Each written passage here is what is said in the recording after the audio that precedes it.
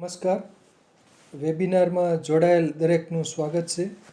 આજે ગિરનારી મંડળનો 589મો વેબિનાર છે. વક્તા છે અમદાવાદના ડૉક્ટર જયંત પુરોહિત સાહેબ, જેઓ આપણને ઉદર રોગોની સારવાર ભાગ 13માં કેટલાક ઉદર રોગો વિશે આગળ વધુ માહિતી આપશે. તો ડૉક્ટર જયંત પુરોહિત સાહેબને વિનંતી કે તેઓ પોતાનું વક્તવ્ય હવે શરૂ કરી શકે છે. નમસ્કાર સર. જય ધન્વંતરી.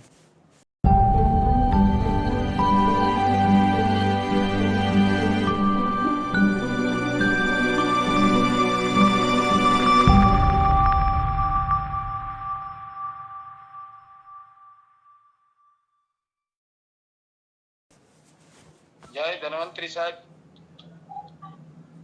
ખૂબ ખૂબ આપનો આભાર.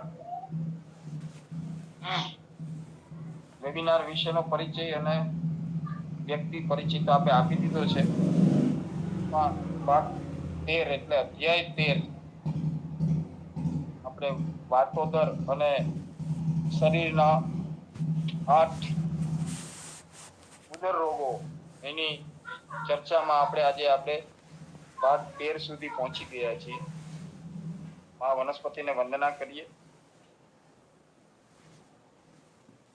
ઓમ આયુર્વેદાય નમઃ.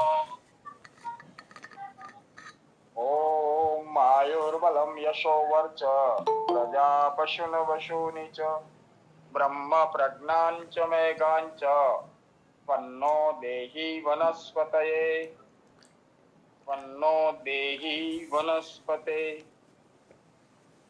ઓમ શાંતિ શાંતિ શાંતિ. ભાગ 12માં ગર્ભ પ્રકરણને થોડું વધારે મહત્વ આપેલું. પણ એકાદશી એટલે 11મો વેબિનાર ની અંદર આપણે વાયુના સ્થાન અને એના 5 ભેદ, પ્રાણવાયુ, ઉદાન વાયુ, સમાન વાયુ, વ્યાન વાયુ અને અપાન વાયુ, આની વાતો કરેલી. વ્યાન અને અપાન બે મિક્સ થાય અને એમાંથી જે વાયુનો પ્રકોપ થાય, ત્યારબાદ એનાથી આમાશયની અંદર કેવા પ્રકારની રોગો ઉત્પન્ન થાય,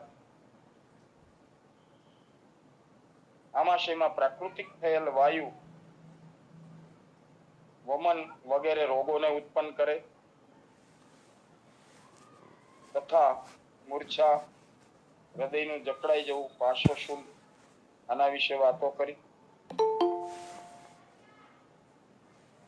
પક્વાશયમાં પ્રકોપિત વાયુના લક્ષણ વિશે વાતો કરી અને ત્યારબાદ આપણા 7 ધાતુઓ રસ, રક્ત, માંસ, મેદ, અસ્થિ, મજા અને શુક્ર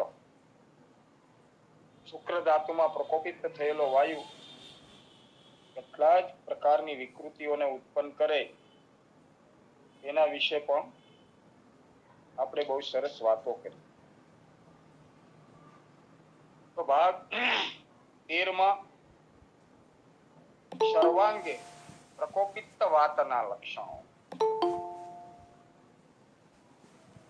હાથ, પગ, મસ્તક, રસ, રક્તાદી ધાતુઓમાં જ્યારે સંચાર કરે છે અને અંતે સર્વ શરીરમાં વ્યાપ્ત થઈ જાય છે, જેના લીધે શરીરમાં સ્તંભ, આક્ષેપક, સ્પર્શ જ્ઞાનનો અનસેન્સિટિવિટી, સ્વેલિંગ એટલે સોજો ઉત્પન્ન થવો, શૂળ એટલે દુખાવા ઉત્પન્ન થવા, ઉપરોક્ત સ્થાનમાં પ્રકોપિત થયેલો વાયુ પિત્ત વગેરેની સાથે મિશ્રિત થઈને પ્રકોપિત વાયુ પિત્ત વગેરેના સંયુક્ત લક્ષણ વાળા રોગોની ઉત્પત્તિ કરે છે તથા શરીરને વિભિન્ન અવયવોમાં પ્રકોપિત થયેલો વાયુ તે અંગમાં વિવિધ પ્રકારના રોગોને ઉત્પન્ન કરે. પેલાની અંદર આપણે પંચવાયુની અંદર વાયુના પ્રકોપથી પ્રાણવાયુમાં શું અસર થાય, વાયુના પ્રકોપથી ઉદાન વાયુમાં શું અસર થાય, વાયુના પ્રકોપથી સમાન વાયુમાં શું અસર થાય, વાયુના પ્રકોપથી અપાન વાયુમાં શું લક્ષણો ઉત્પન્ન થાય, આ વિશેની વાતો કરી. આજે પિત્ત મિશ્રિત વાતના લક્ષણો ઘણી વખત આપણે વાતો કરી ગયા છીએ 13 વેબિનારમાં કે 80 પ્રકારના વાત રોગ, 40 પ્રકારના પિત્ત રોગ અને 20 પ્રકારના કફ રોગ લગભગ ડેઈલી રૂટીનમાં જેમ સતયુગ થી લઈ અને કલિયુગ સુધી જે લોકો શાંત ચિત્તે ભગવાનને ભજતા હતા તેવા આપણા કાયમીના વેબિનાર સાથે જોડાયેલા તમામ ખરેખર વંદનને લાયક છે. એ લોકોને હવે વાયુથી 80 પ્રકાર, પિત્તના 40 પ્રકાર અને કફના 20 પ્રકાર કંઠસ્થ થઈ ગયા હોય. જે સ્ટડીની અંદર જુનિયર ડોક્ટર બને અથવા તો પરંપરાધિક નિયમ પ્રમાણે, પરંપરાધિક એટલે ગુરુ શિષ્યવાદ, ગુરુ શિષ્યને આ બધું સમજાવતા હોય છે. એવી રીતે આની પહેલા પણ મેં વાત કરેલી કે યાજ્ઞવલ્કજી ભારદ્વાજજીને સમજાવતા હતા રામાયણ, ભગવાન શિવ પાર્વતીજીને સમજાવતા હતા, ગરુડજી કાકભૂષણજીને સમજાવતા હતા અને તુલસીદાસ શ્રોતાગણોને આ બધું સમજાવતા હતા. તેવી રીતે આજનો આપણો સબ્જેક્ટ પ્રત સુશ્રુત સંહિતા, ભગવાન ધન્વંતરી પરમ કૃપાળુ પરમાત્મા સ્વરૂપે વિષ્ણુ અવતારે સુશ્રુતજીને ભગવાન ધન્વંતરીએ જે જ્ઞાન આપ્યું છે કરીશું. તો દાહ સંતાપ મૂર્છા શ્યુવાર્યો પિત્ત સમન્વિતે શૈત્યસોપ ગુરુત્વાની તસ્મિનેવ કફાન્વિતે શુચિભીરિવ નસ્તોદઃ સ્પર્શદેશઃ પ્રસુપ્તતા શેષાઃ પિત્તવિકારઃ સ્યોર્મારુત શોણિતાન્વિતે. અધ્યાય ભાગ 1 શ્લોક નંબર 25. પિત્ત મિશ્રિત વાતના લક્ષણો. જ્યારે પ્રકોપિત થયેલો વાયુ પિત્તની સાથે મિશ્રિત થાય છે, મુખ્ય બહુ આગળના જે વેબિનાર યાદ હશે એમને આજે ખૂબ આનંદ થશે, મજા આવશે. કારણ કે અત્યાર સુધી આપણે વાતોદર ઉપર વાતો કરી. આજે આપણે વાતોદર અને પિત્તોદર, પિત્તની સાથે સંકળાયેલા લક્ષણો, આની સાથે વાત કરવા જઈ રહ્યા છીએ. તો જ્યારે પ્રકોપિત થયેલો વાયુ પિત્તની સાથે મિશ્રિત થઈ જાય છે ત્યારે શરીરમાં દાહ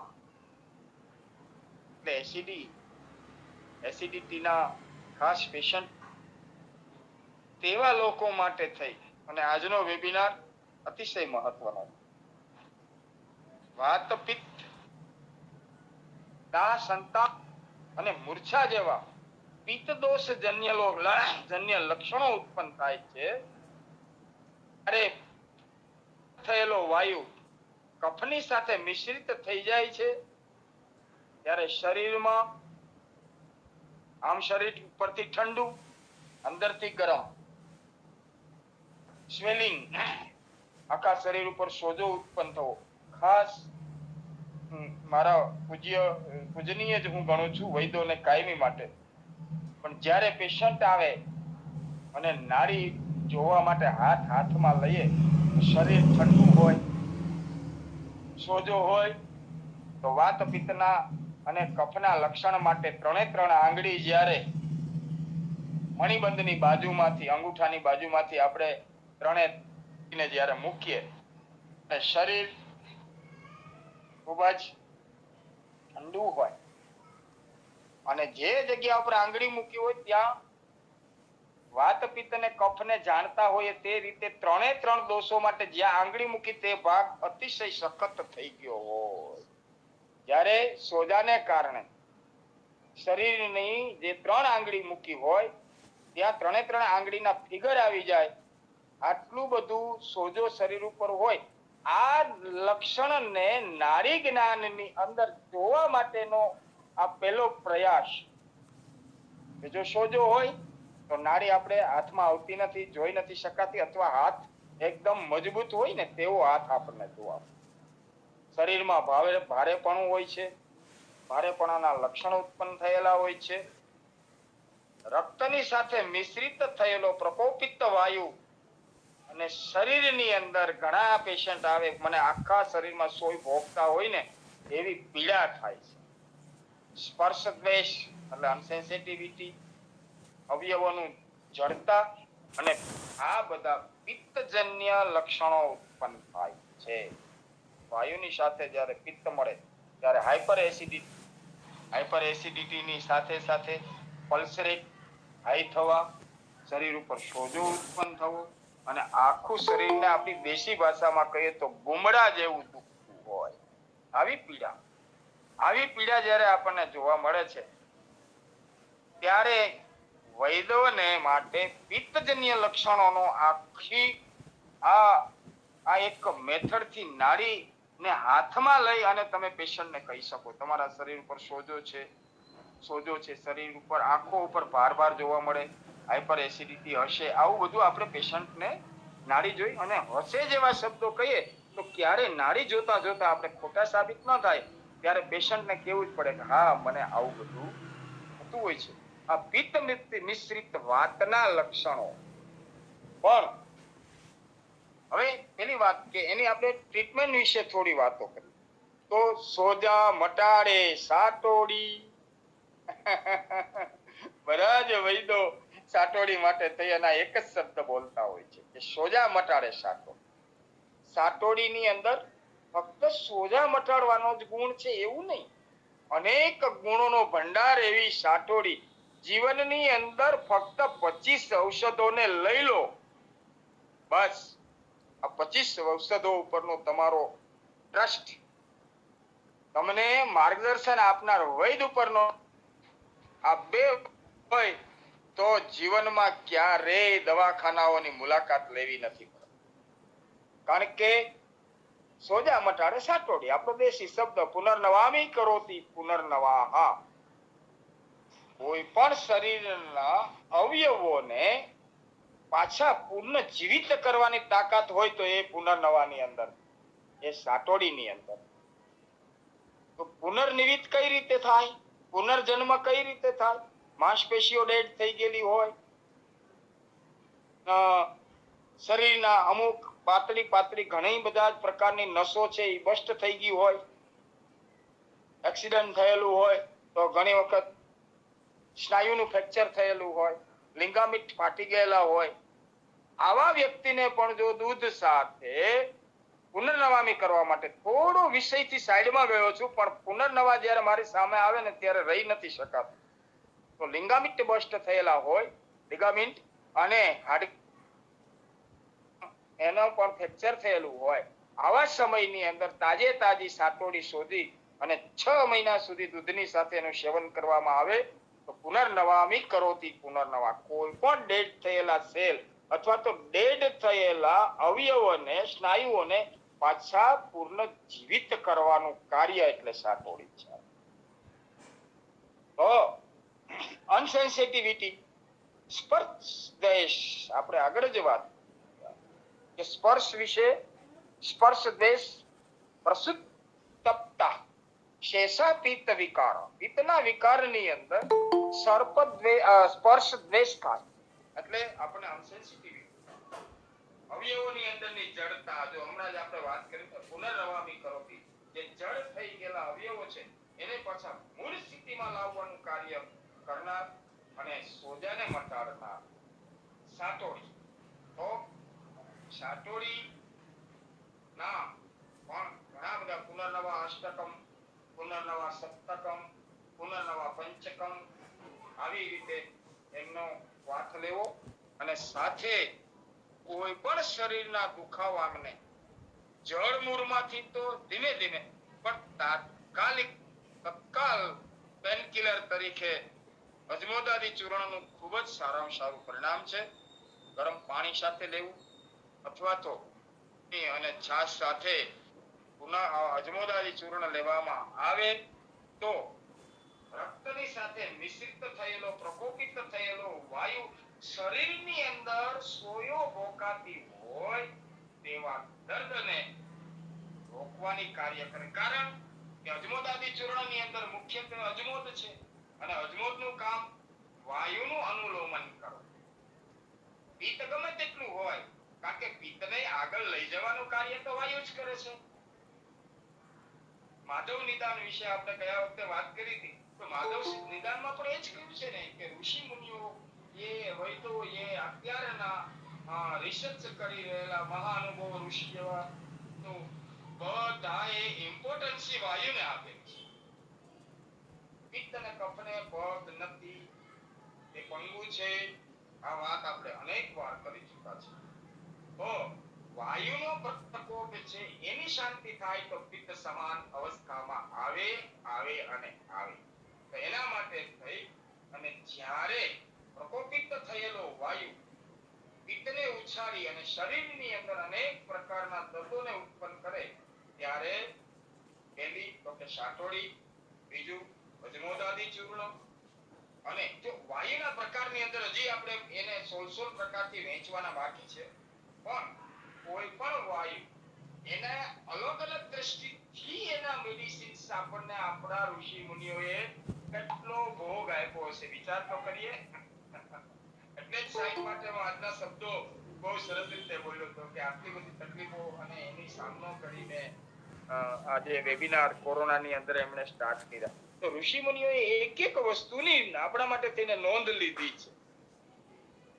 એવી જ રીતે ખરેખર મિતલિયા સાહેબ કાર્ય કરી રહ્યા છે. કારણ કે મેં એક પેલા પૂછવું, ફોન કરવો, આપણે ફોન ના વખત ફોન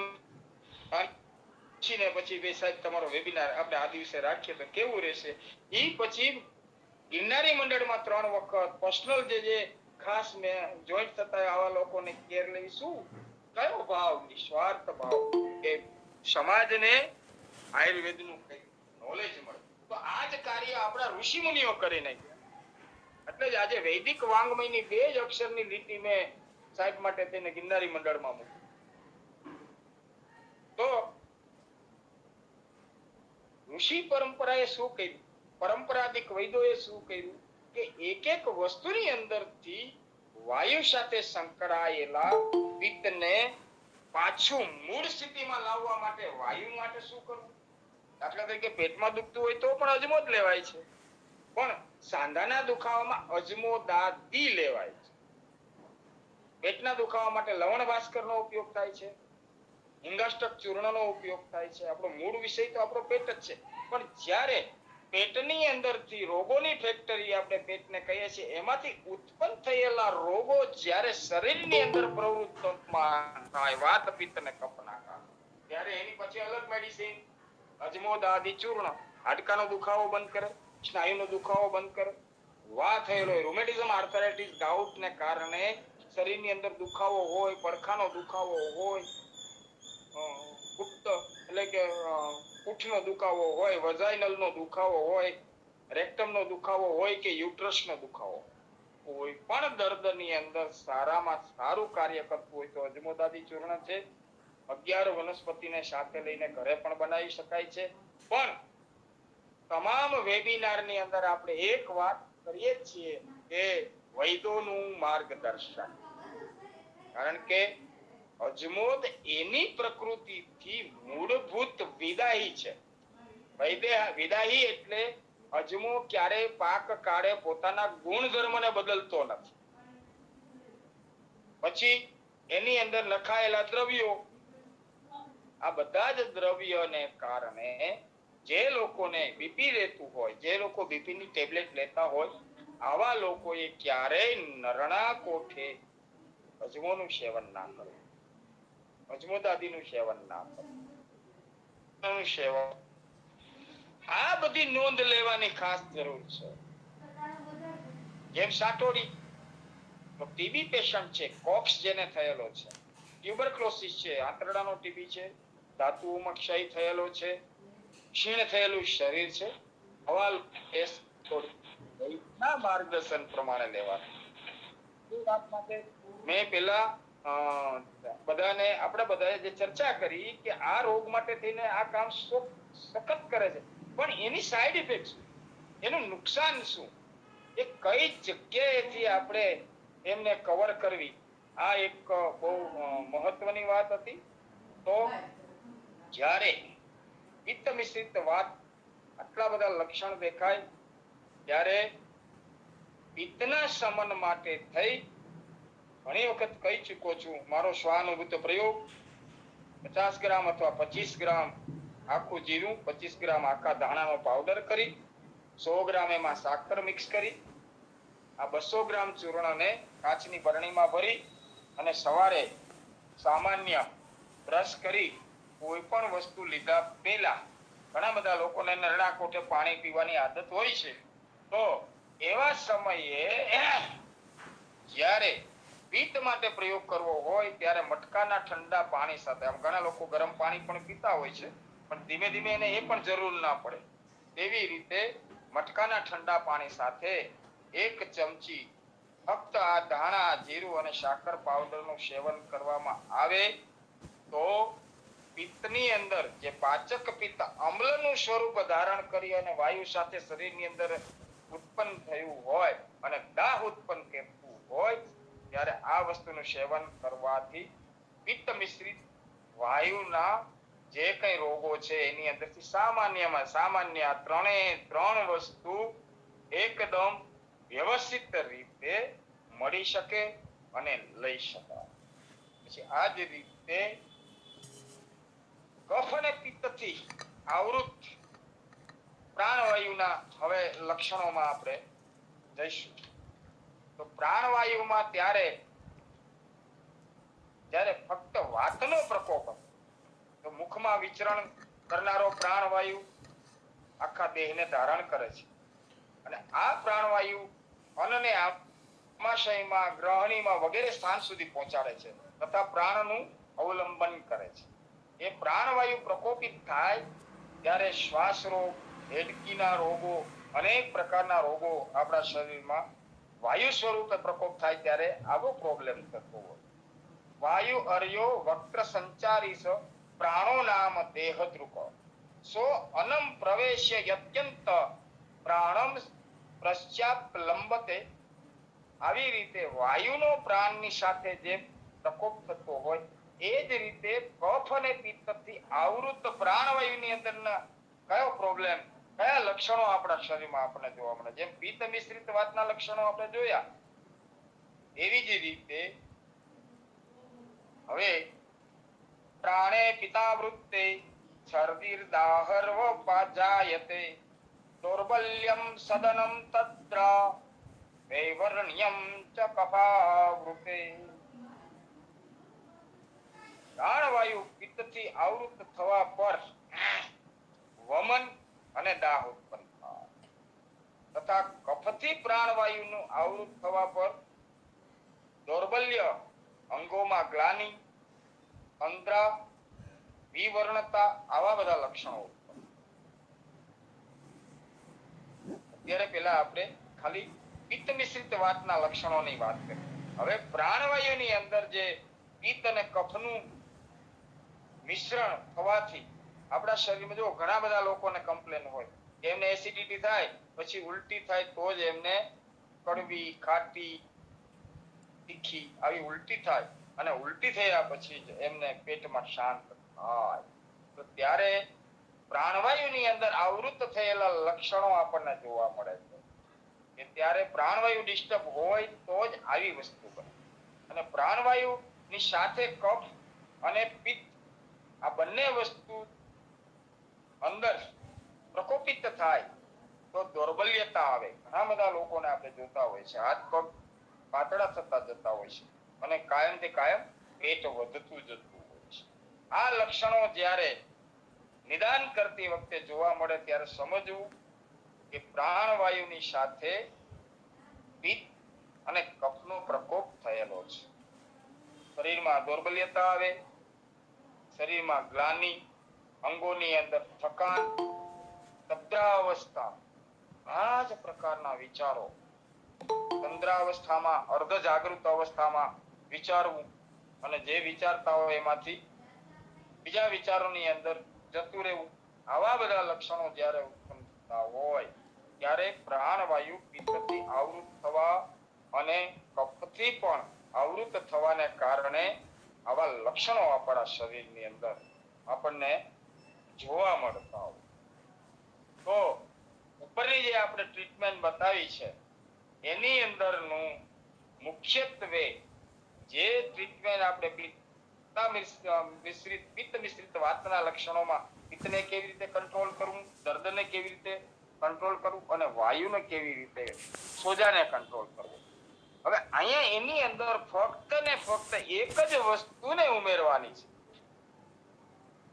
અને એ એટલે ગળો. ગળો એક એવી વસ્તુ છે કે એ પ્રાણનું રક્ષા કરવા વાળો છે. કફ અને દાહ, દાહની અંદર શીતળતા લાવનાર છે અને વમનને રોકનાર છે. પ્રાણવાયુથી પિત્તથી આવૃત થવાથી વમન જે ઉત્પન્ન થતું હોય, ઘણા એવા પેશન્ટને હોસ્પિટલમાં 10-10 દિવસ રાખવા છતાં વમનનો પ્રોબ્લેમ સોલ્વ ન થતો હોય, આવા એક પેશન્ટ ચંદ્રેશભાઈ ગોહિલ ભાવનગરના પચ્છે ગામના, અને એમના મધરને કાકડિયા હોસ્પિટલની અંદર 10-15 દિવસ રાખવામાં આવ્યા પણ વોમિટ કોઈ હિસાબે બંધ થતી નથી. કોઈ સલાહ આપી, મારી મને ઘરનું એડ્રેસ આપ્યું, આવ્યા, મળ્યા, મને કે બાને આ પ્રોબ્લેમ છે, કાકડિયામાંથી હવે રજા આપી દીધી છે, તમને તમારા વિશે વાત મળી, ચાલો જોઈ લઈએ. ગયા, જોયા, ચેક કરી. બાને પિત્ત પ્રકોપ થવા પાછળ મુખ્યત્વે બજરનું વ્યસન હોય. આ બધા લક્ષણોને જોઈ અને 10-12-15 દિવસ હોસ્પિટલમાં રહેલા હોય તો સ્વાભાવિક છે લોકોની અંદર એક વસ્તુ આવે કે હવે જીવન છે કે કેમ, આવા ઘણી વખત પ્રશ્નો થતા હોય. સગાવાલા બધા બેઠેલા, મેં કીધું એક જ પડીકામાં આ બધું બંધ થઈ જશે. ત્યારે એ લોકો મૂછમાં હસતા હતા, કારણ કે આવું પોસિબલ નથી ને.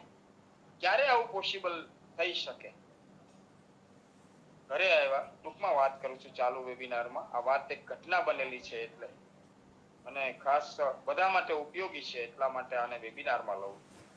તો એમને ગળોની પડીકી આપી, 1 ચમચી જેટલો, અને કહ્યું કે આને તમે 2 ગ્લાસ પાણીમાં ધીમા તાપે ઉકળવા મૂકી દેજો અને 1 ચપટીમાં આવે એટલી સૂંઠ નાખજો. એકદમ ઠંડુ થાય પછી એમાં 1 ચમચી 2 ચમચી જેટલું મધ ઉમેરી 1 ગ્લાસ બચે ત્યારે, અને એને 2-2 ટીપા 5-5 ટીપા એની જીભ ઉપર તમે મૂકવાનું શરૂ કરજો. હવે આ પ્રક્રિયા જેમ પેલું આપણી કહેવત છે એ પ્રમાણે તૈણાને પણ જળની અંદર તણાતો માણસ, ડૂબતો માણસ તૈણું પકડે, એ હેતુથી આ પ્રયોગ કર્યો. વિશ્વાસ તો કોઈને હતો નહીં. એ લોકોએ જ્યારે વાત કરી ત્યાર પછી ખબર પડી, પણ એમ કે કરવામાં શું વાંધો, એ રીતે આ પ્રયોગ કરવામાં આવ્યો. 2 ટીપા 5 ટીપા, પછી ધીમે ધીમે અડધી ચમચી, પછી 1 ચમચી. આ સભાન અવસ્થામાં આવ્યા, તંદ્રાવસ્થામાંથી બહાર. મને આ વાંચ્યા પછી આ વાત કરવાની એટલા માટે ઈચ્છા થઈ કે તંદ્રા અવસ્થામાં જ હતા, અર્ધ ઘેન વાળી સ્થિતિમાં હતા. ગ્લાની, અંગોની અંદર આ દુર્બળતા, આ બધા જ એની અંદર લક્ષણો હતા. અને પરમ કૃપાળુ ધન્વંતરીની કૃપાથી આ બોલ્યા કે આ શું છે? તો કાંઈક આયુર્વેદિક દવા છે. તો કે મને બહુ શોષ પડે છે, તમે આપો. ધીમે ધીમે 1 ગ્લાસ એટલે ધીમે ધીમે અડધો કપ, પછી કપ, પછી 2 થી 2.5 કપ જેટલી દવા રાત્રિના સમયે એમને આપી. સવારે જ્યારે ચંદ્રેશભાઈ મળવા આવ્યા ત્યારે અતિશય એમના, આપણને તો આ ચહેરા ઉપરથી બહુ ખબર પડે, વૈદ્યોને ખબર જ હોય, પેશન્ટ આવે ને પેશન્ટ ખૂબ ખુશખુશાલ હોય ને એટલે વૈદ્યોને ખબર પડી જાય કે મારી દવાએ 100% સાચું કામ કર્યું છે, કોઈ પણ ડોક્ટર ફિલ્ડની અંદર. એટલે એમના ચહેરાનો ભાવ જોઈને જ મને ખ્યાલ આવી ગયો કે વોમિટ 100% બંધ થઈ હશે. મને કે સાહેબ, મેં કીધું હા. મને કે બા 8 થી 10 ગ્લાસ પાણી પીધું. મેં કીધું ભલે પીધું. પછી શું થયું? મને કે ઉલટી નથી થઈ અને એને ભૂખ લાગી હતી તો એનો મુખ્ય આહાર જ બાજરો છે, એટલે બાજરાનો રોટલો અમે થોડો ખાવા આપ્યો. ભલે આપ્યો. પછી નિયમિત રીતે કફ અને પિત્તથી પ્રાણવાયુને શુદ્ધ થાય. પ્રાણવાયુને શુદ્ધ કરવો એટલે માણસને સ્ફૂર્તિજન્ય ઔષધો એટલે અશ્વગંધા. શરીરમાં સ્ફૂર્તિ લાવવા માટેનું કાર્ય એટલે ashwagandha. Ashwagandha multiple medicine all body complication ની અંદર જો એને ગણવી હોય ને તો એને ગણી શકાય. જેવી રીતે સાટોડી અને આપણે ગણીએ છીએ પુનર્નવામી, એવી જ રીતે અશ્વગંધા એક એવી વનસ્પતિ છે કે દુર્બળમાં દુર્બળ થયેલી વ્યક્તિને સરસ મજાનો શરીરની અંદર તાજગીનો અનુભવ કરાવનાર અશ્વગંધા. અનુપાન પરત્વે છે. દૂધ સાથે આપો તો અલગ ગુણ છે, ઘી સાકર સાથે અલગ ગુણ છે, મધ સાથે અલગ ગુણ છે. લીંડી પીપર નાખીને ઘી સાકર ને મધ સાથે આપો તો અલગ ગુણ છે. આ અનુપાન એ બહુ આપણા આયુર્વેદ શાસ્ત્રની અંદર ખૂબ જ મહત્વનું છે.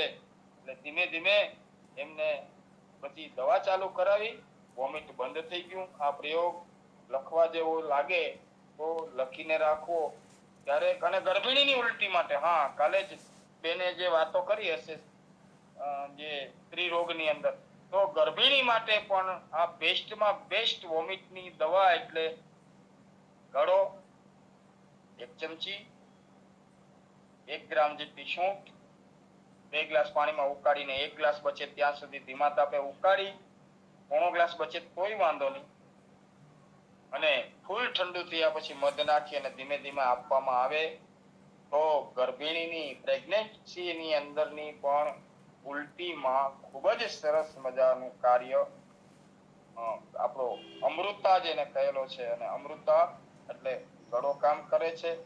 દૌર્બલ્ય અવસ્થાની અંદર અશ્વગંધા એમને પછી પેશન્ટને આપી શકાય છે. તો આ પ્રમાણે પ્રાણે પિતાવૃતે છર્દીદારહ શોપ જાયતે દૌર્બલ્યમ સદનમ તંદ્રા દેવર્ણ્ય કફ વૃતે.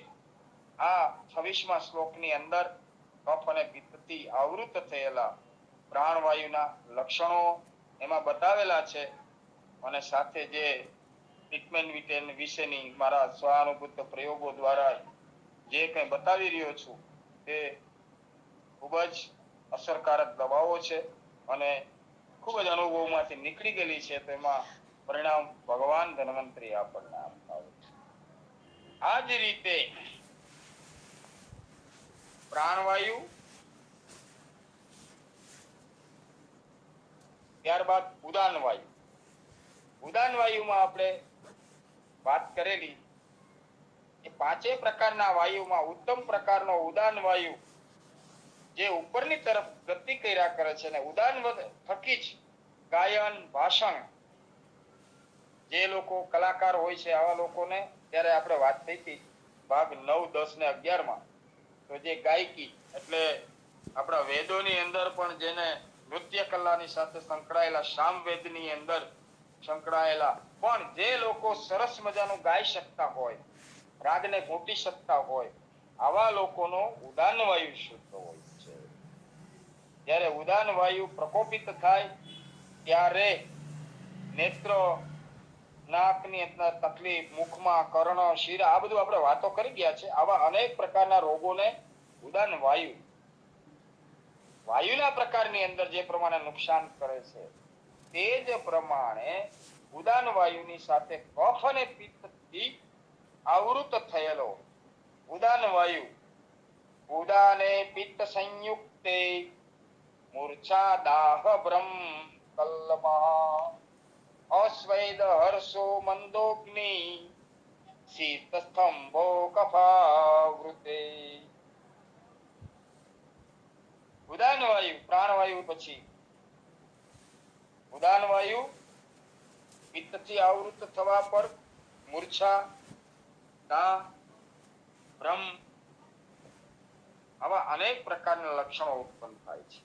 અને જ્યારે કફથી ઉદાન વાયુની અંદર આવૃત થવા પર પ્રસવ એટલે પરસેવો ની ઉત્પત્તિ ન થવી, વારંવાર રૂવાડા ઊભા થઈ જવા, મંદાગ્નિ, ઠંડી લાગવી, શરીરનું જકડાઈ જવું, આવા અનેક પ્રકારના લક્ષણો જ્યારે ઉત્પન્ન થાય, શરીરના આજે નિદાન માટે તો અને સ્વાનુભૂત પ્રયોગો દવાના સ્વરૂપે આજ તો બહુ મહત્વનો આ આપણો વેબિનાર છે. સંખ્યા તો જે હોય તે મને ખબર નથી, પણ જે આજે જોઈન્ટ થયેલા માટે તો આજનો વેબિનાર 9મો 10મો અને ઈ પછી આ 12મો કે 13મો વેબિનાર બહુ એટલા માટે મહત્વનો છે કે વાયુના કારણે 5 આપણા મુખ્ય વાયુમાં શું તકલીફ થાય અને એ જ વાયુની સાથે કફ મિક્સ અને પિત્ત આ બે વસ્તુ જ્યારે મિશ્રિત થાય ત્યારે શું થાય. તો એકલી વાયુ હોય તો એની અંદર જે કંઈ રોગોની સંપ્રાપ્તિ અને કારણો આપણને બતાવ્યા, લક્ષણો બતાવ્યા, તેવી જ રીતે કફ અને પિત્તથી આવૃત થયેલાની વાત આપણને અહીંયા ઉદાન વાયુની સમજાવવામાં. મૂર્છા, માણસને ઓચિંતાની ઊંઘ આવવા માંડવી, બેઠા બેઠા ઝોકા ખાવા, બ્રેઇનને થોડી તકલીફ આપવામાં આવે. આપણે ઘણી વખત કહેતા હોય છે કે ફલાણા ભાઈનું માઇક ચાલુ રહી ગયું છે ને ઊંઘી ગયા હોય એવું લાગે છે, અને એ તદ્રા અવસ્થામાંથી પાછા ભ્રમની અંદરથી બહાર આવીને કહેતા ના ના જાગું છું પણ જરાક જોકું આવી. આવી સ્થિતિ જ્યારે થતી હોય છે ત્યારે પિત્તથી આવૃત થયેલા ઉદાન વાયુ એટલે થકાનને કારણે પણ થાય. એટલે એવું જરૂરી નથી કે આપણો ઉદાન વાયુ વધારે પડતો ડિસ્ટર્બ થઈ ગયો છે એટલે આપણને જોકા આવે છે, પણ ભ્રમ અને મૂર્છા એટલે સંપૂર્ણ કોમામાં જવું, તદ્રાવસ્થામાં કોમામાં જવું અને નિદ્રાવસ્થામાં સૂઈ જવું, આ બધા જ કોમામાં જવાના એક પ્રકાર છે. એટલે જ ભગવાનને આપણે સવારે ઉઠીને પ્રાર્થના કરીએ કે ભગવાન એ મને મૃત્યુની શૈયામાંથી પાછો જીવત અવસ્થામાં મૂકો. આપણી સંસ્કૃતિ ક્યાં પહોંચી છે? આપણી સંસ્કૃતિ આપણને શું નથી આપ્યું? હા, આપણને અત્યારે આવો સંકલ્પો અને વિચાર આવ તો મૂર્છા, દાહ, ભ્રમ આવું બધું પિત્તથી આવૃત થયેલા ઉદાન વાયુ ની અંદર પિત્તની આવૃત્તિ થવાથી થતું હોય છે. અને કફની અંદર ઉદાન વાયુ આવૃત થાય તો રૂવાડા, આપણે બેઠા હોઈએ, ગરમીની મોસમ હોય ને રૂવાડા ઊભા થઈ જાય, શરીરની અંદર સામાન્ય રોમાંચિક ઝટકા આવતા હોય, પરસેવો આવે નહીં, શરીરમાં મંદાગ્નિ વધે, શરીર જકડાઈ જેવા લાગે અને શરીરમાં ઠંડી લાગતી હોય છે. શોર્ટમાં આજે તો કદાચ 5માં નહીં પહોંચાય, પણ ઉદાન વાયુની સાથે પિત્ત આવૃત થાય, મૂર્છા, દાહ અને ભ્રમ જેવું લાગવા માંડે ત્યારે ઉદાન વાયુને પિત્તમાંથી મુક્ત કરવા માટે થઈ અને મુખ્ય અપાન વાયુ જ્યારે શરીરના કોઠાની અંદર ખોરાકના તત્વોના હિસાબે આંતરડાઓની અંદર મળ ભરાઈ ગયેલું હોય, જેના કારણે ઉદાન વાયુ ડિસ્ટર્બ થવા, તો આવા લક્ષણો જ્યારે જોવા મળે ત્યારે પહેલા તો લંઘન અને વિરેચન, સામાન્ય વિરેચનથી પેટને સાફ કરો. આયુર્વેદ શાસ્ત્રએ ક્યારેય મહારેચક લેવાનું કહ્યું જ નથી, મૃદુ વિરેચન વિશે જ વાતો કરી છે. અને એ જરૂરિયાત મુજબ જ્યારે આવા બગાસા આવે, જ્યારે દાહ થાય, જ્યારે ભ્રમ થાય, આવું જ્યારે લાગવા માંડે ત્યારે એક વખત પેટ સાફ કરી લેવું. ડોક્ટર પાસે જવાની કોઈને મનાઈ નથી, જરૂર પડે તો જવું જોઈએ. કારણ કે ઘણી વખત આપણને એક વિશ્વાસ, ઓવર કોન્ફિડેશન થાય તો જરૂર લાગે ત્યારે એકાદ વખત મુલાકાત લઈ લેવી અને પહેલા પેટને સાફ કરી લીધા પછી શરીરમાં કઈ તકલીફ ન હોય તો ઉપરની જે દવાઓ લખી છે એની સાથેને આને પણ લખવું. દાણા, જીરું ને સાકર દાહને તરત જ રોકે. પેટ સાફ થાય એટલે એટલે 50% દાહની અંદર વમન તો થાય જ નહીં. પ્રાણવાયુની પિત્તથી આવૃત થયા પછી વમન તો થાય જ નહીં, શક્યતા જ નથી. પણ કદાચ ને આવું બને, દાહ, ભ્રમ અને કલમ, તો એ પેટ સાફ થવાથી વમનના ગુણ દૂર થાય. ધાણા જીરું ને સાકર લેવાથી દાહમાં ફાયદો થાય, અશ્વગંધા લેવાથી ભ્રમમાં ફાયદો થાય, અને રૂવાડા ખડા થઈ જતા હોય, મંદાગ્નિ હોય, એમને એમ પણ આપણે શરીરની અંદર ઠંડી લાગતી હોય તો સૂંઠ નાખીને રાબ પીએ.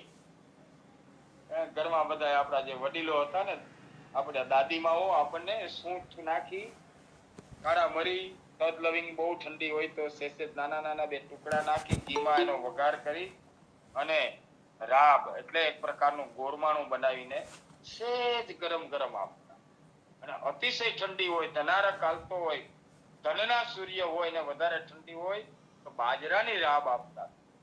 તાત્કાલિક બોડીની અંદર આવી વસ્તુ જાય કે તરત તાજગી ઉત્પન્ન થાય. તાજગી ક્યારે થાય કે મંદાગ્નિ ઘટે, શરીરની અંદર જે ઠંડી લાગતી હોય, શરીરમાં ગરમાટ આવે, જકડાયેલું શરીર પણ ખૂબ જ સરસ રીતે મેન્ટેન થાય, અને મંદાગ્નિમાંથી, ઠંડી લાગતી હોય તેમાંથી, અને શરીર જકડાઈ ગયેલું હોય, આ બધાની અંદરથી ઉદાન વાયુ શાંત થાય અને આપણને સારું થાય. તો આ કફથી ઉદાન વાયુની આવૃત્તિ, આના માટે થઈ અને આપણને ત્રિકટ્ટુ છે, પછી ઘણી બધી એવી વસ્તુ છે, તજ લવિંગમાંથી બનતી વસ્તુ છે, શીતોપલાદિક ચૂર્ણ અને લીંડી પીપર છે, આવી બધી વસ્તુનું સેવન કરવાથી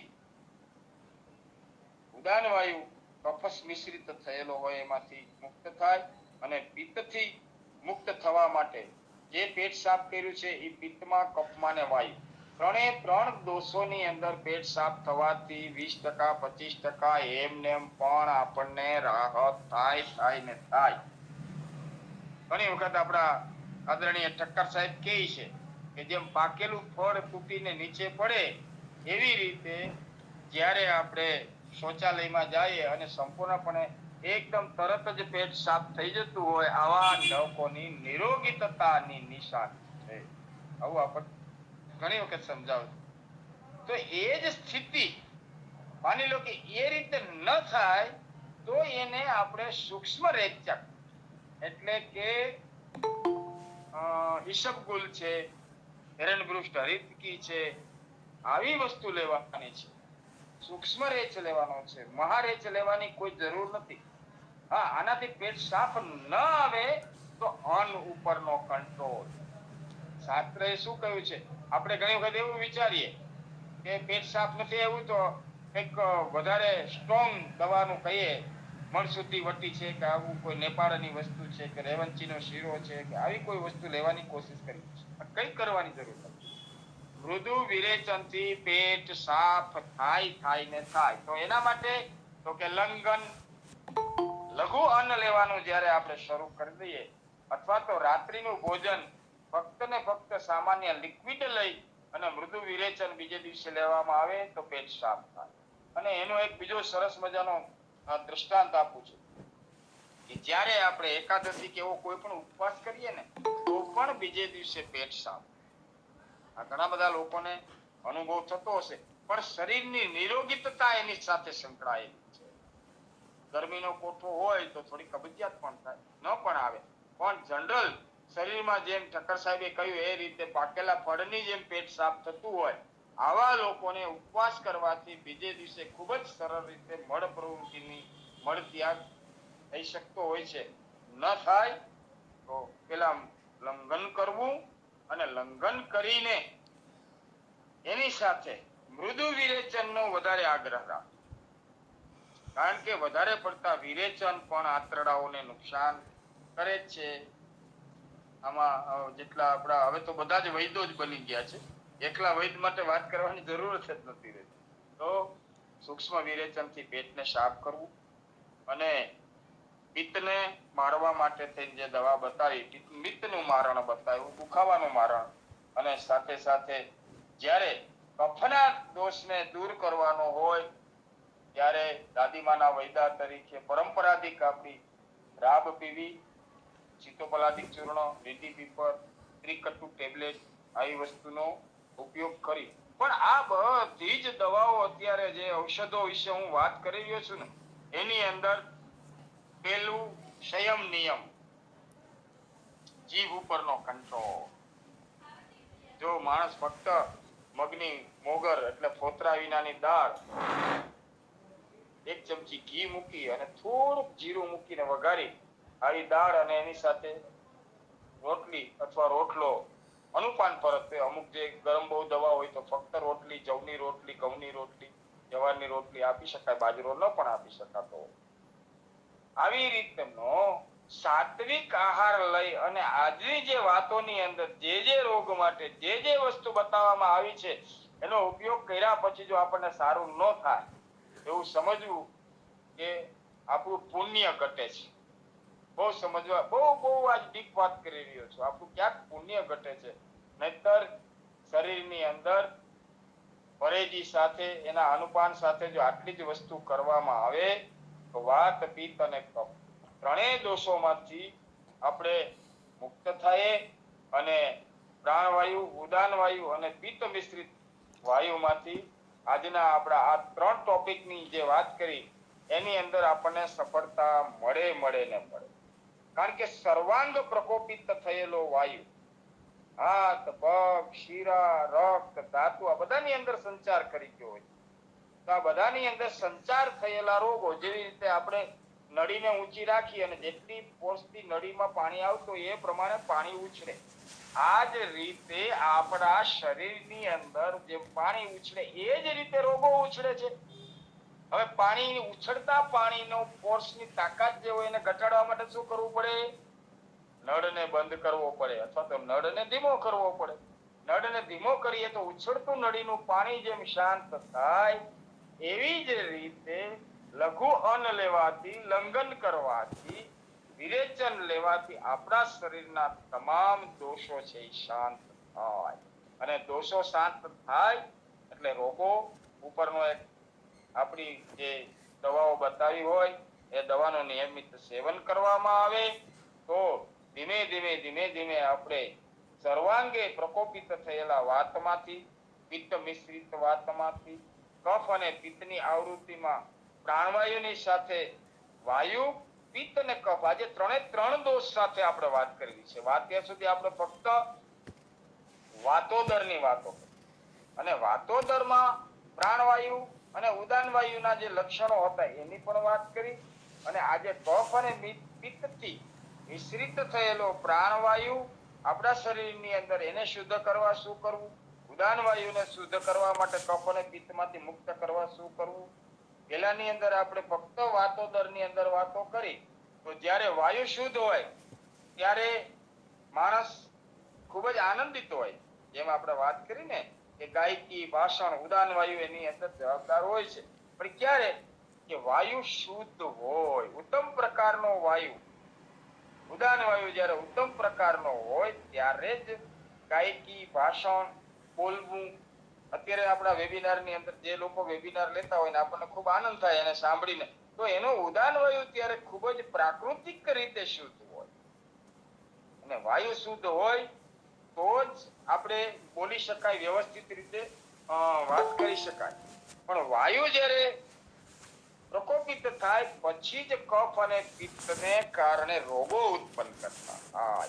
અને આજે આપણા સમય મર્યાદાને ધ્યાનમાં રાખીને પિત્ત મિશ્રિત વાતોના લક્ષણો, કફ અને પિત્તથી આવૃત થયેલા પ્રાણવાયુના લક્ષણો અને કફ પિત્તે આવૃત થયેલા ઉદાનવાયુની અને સર્વાંગે પ્રકોપિત વાતના લક્ષણો, આના વિશે વાત કરી અને આજના વેબિનારને અત્રે પૂર્ણ કરું છું. સંપૂર્ણ આ ઉતાવળથી જે 5 પ્રકારના વાયુ શકાય સાથે સરસ સમજી શકાય, આપણી શૈલીમાં સમજી શકાય એવી ભાષાની અંદર પરમ કૃપાળુની કૃપાથી વાતો કરી એના વેબિનાર વિરામ. સર્વત્ર સુખિના સંતુ સર્વે સંતુ નિરામય સર્વે ભદ્રાણિ પશ્યન્તુ મા કશ્ચિત દુઃખમાપ્નુયાત.